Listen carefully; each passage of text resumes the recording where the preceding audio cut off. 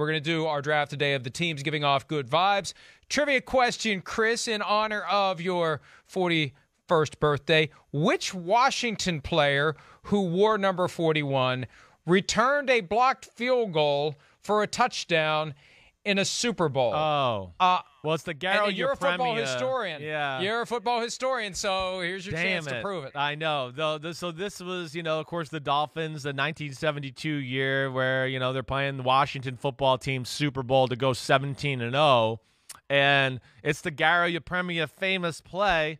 But I'm not going to be able to call 41's name out off the top of my head right now. So go ahead. What is it? I don't know. Well, how about, will it help if I tell you that he's got the same first name as me? Does that help? Nope, it does not. All right, Mike Bass. Mike Bass, number 41. I wouldn't have come up with that. I had to hear the name. It's been a while since I've heard that one. So that was a good one, though. I like it. The only Super Bowl shutout in the history of the game, but for that blocked field goal in the Garo Yepremian moment. I'm looking at it right now. My God, it's still hilarious 50 years later. Okay, there it is. Chris Simms, historian. I got to read up on that one. Yeah. Okay. There's a lot of teams that are giving off good vibes, and although I've previously said they've got no chance to make the playoffs, I still think they're giving off good vibes, and I like where they're going this year, even if it's not to the postseason, and that's the New York Jets.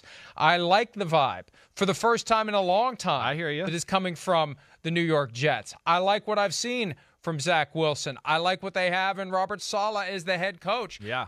They feel to me like they're capable of being competitive this year, unlike the Jaguars, who I think will ultimately be overmatched more often than not. I feel like the Jets are going to lay the foundation this year for the opportunity to compete for a playoff berth as soon as next year, Chris. Yeah, no, I hear you. I like a lot of the things and where it's going to. There's definitely a different energy and just culture there with the Jets. Zach Wilson has been phenomenal, and the way they played this preseason it's admirable. It just thinks that, man, they've had some crucial injuries. I mean, Shaq Lawson, Jared Davis.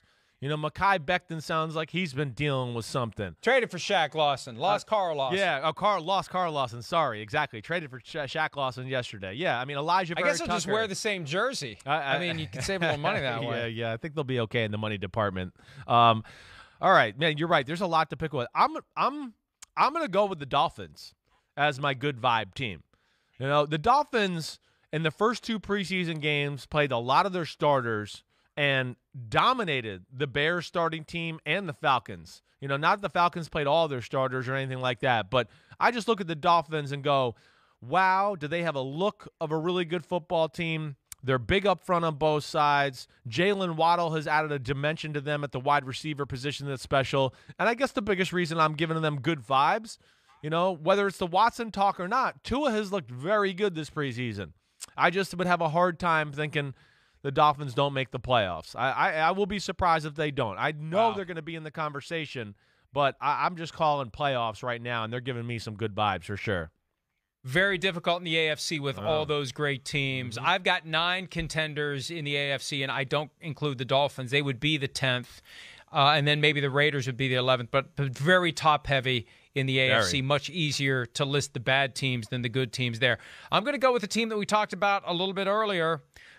I don't know if we take it for granted or if we just assume, nobody repeats. It doesn't happen. Hasn't happened in 17 years. Yeah, well, it's going to happen again at some point. The Tampa Bay Buccaneers. Yeah. Everything about the Buccaneers is positive. They've got all their guys back. They've had no major injuries during training camp or the preseason. Tom Brady, as we now know, had a torn MCL for all of last year. He's healthy now. He looks great throwing the football. They are ready to go. They've upgraded at third down running back. They went back and forth last year between LaShawn McCoy and Leonard Fournette. And, well, now they got Gio Bernard. And it's really going to put a squeeze. I can't help but wonder between Ronald Jones and Leonard Fournette and Gio Bernard. I feel like Fournette could end up odd man out by way of maybe a trade. They're going to have to convince guys to be happy with their role, however small it may be. Yeah. You got all those receivers. They got the deepest receiver core that I can remember. I mean, when Antonio Brown is kind of 3/4 on your depth chart, and then you've got Tyler Johnson, who made the big catch in the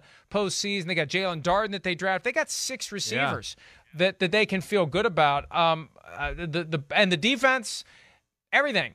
And there's no worry about complacency with Tom Brady around. This is the perfect ingredient for a repeat. This is since the last time we've had a repeat. Yeah, no, So, I'm with you, though. They were on my short list. I'm trying to come here. up with reasons not to pick them to win the Super Bowl again this year, but I'm having a very hard time. And listen, I'll throw another thing that adds good vibes to it. They're on their COVID game down there. I mean, Arians is taking that. He knows we got a Super Bowl team. He's not going to let that 5-letter word ruin his damn Super Bowl team, which is COVID.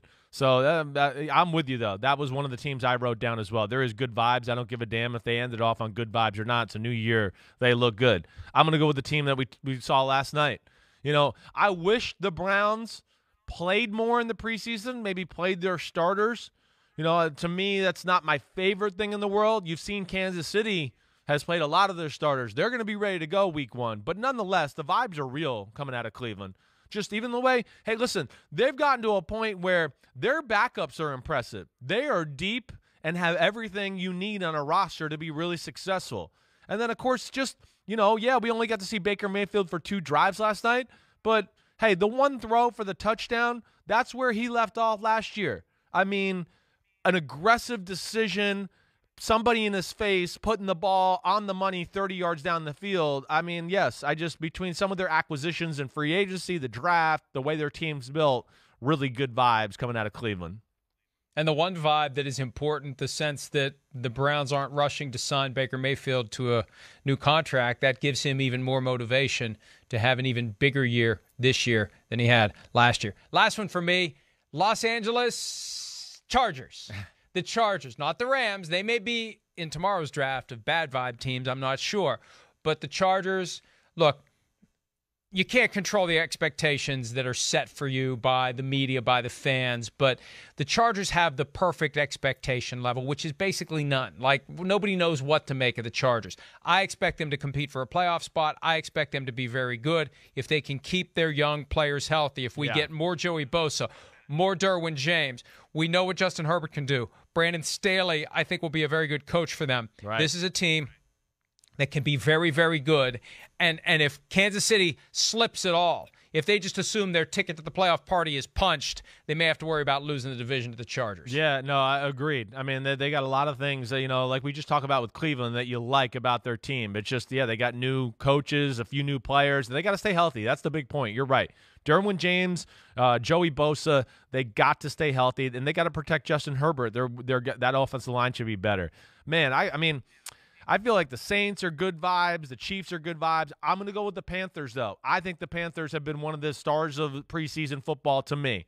I just feel like they're one of those teams. We always have that team every year, Mike, comes out of nowhere, all of a sudden is in the playoffs or in the conversation. And the Panthers, a lot like the Dolphins, have that look to me. I thought Sam Darnold looked very good the other night. He missed a few throws, but I thought the overall look, the pop in his arm, the pop in his feet, all those things are special. Weapons galore, big on both sides, got studs and speed everywhere. I think Panthers are going to be a real player this year in the NFC. I'm not sure they get the playoffs, but they're going to be in that conversation at the end of December. Hi, I'm Mike Tirico, and thanks for watching. Make sure to hit subscribe for the latest news and highlights from NBC Sports.